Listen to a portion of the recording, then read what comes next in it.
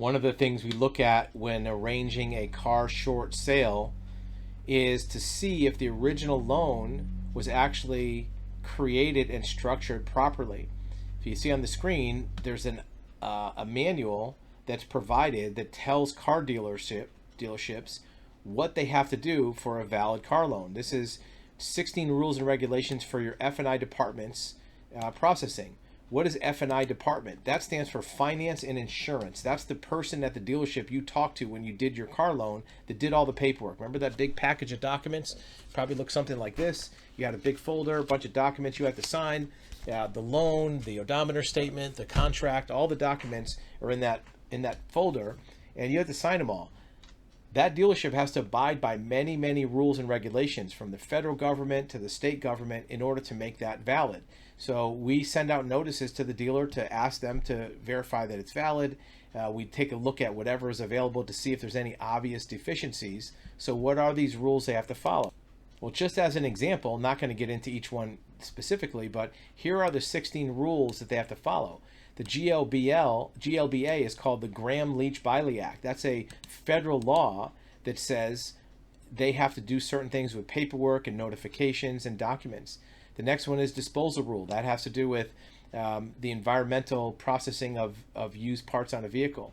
The Magnuson-Moss Warranty Act. That means even on a used car, they have to provide certain information on what the warranty is or isn't.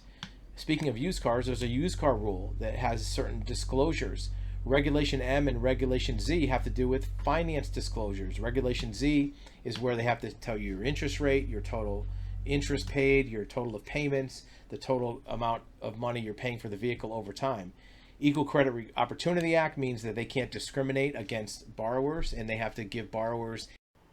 You will be back in your video in just a few seconds. In the meantime, remember that actualhuman.com offers you live one-on-one private video consultation with an expert in this exact subject. We want to listen to your story. We want to hear your questions. We want to give you expert advisement of your options and tell you what we know about your particular situation. Now back to your video.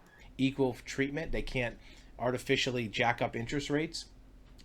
Fair Credit Reporting Act means that they have to use only certain credit reports to issue credit, and they can only report certain things about your experience. Adverse action. If they take some kind of action, whether it's a denial of credit or a higher risk credit. This is an important part. If they charge you a higher interest rate because they say you're a poor credit risk, they have to do certain disclosures.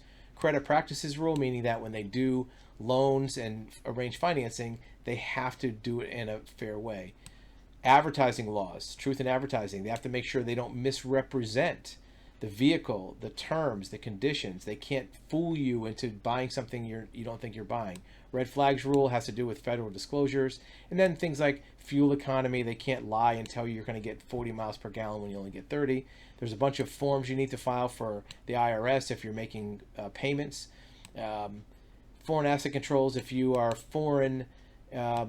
foreign citizen, you have to do some notices. And then the dealer's trade regulation rule. This is where a new law is being passed where dealers have to abide by certain notifications. And here's a few more details on Regulation Z. Regulation Z requires you to ensure that credit terms are disclosed to consumers so they can compare credit terms. This, when they say you, they mean the dealership. This publication is designed for dealerships. What they're telling is the dealership has to disclose certain terms to you as a consumer. If they don't, they're violating the rule and the contract may not be valid. So make sure that you look at all these aspects. Make sure when you're doing your short sale, you see if any of these will allow you to reduce your loan, reduce your liability. Remember, we're not attorneys, we're not giving you legal advice, but these are all things that attorneys have to, or that dealerships have to do in order to make the contract completely valid for your use and that your loan is not a fraudulent loan.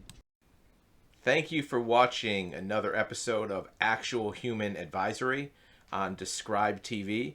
Remember, we have live one-on-one consultation appointments available at actualhuman.com where you can book a one-on-one undivided attention live call with a licensed investigator, a licensed insurance broker, a licensed mortgage broker, real estate broker, I'm also a certified real estate title examiner, a certified civil court mediator, along with having developed and started over 15 businesses, several of which were sold for millions of dollars.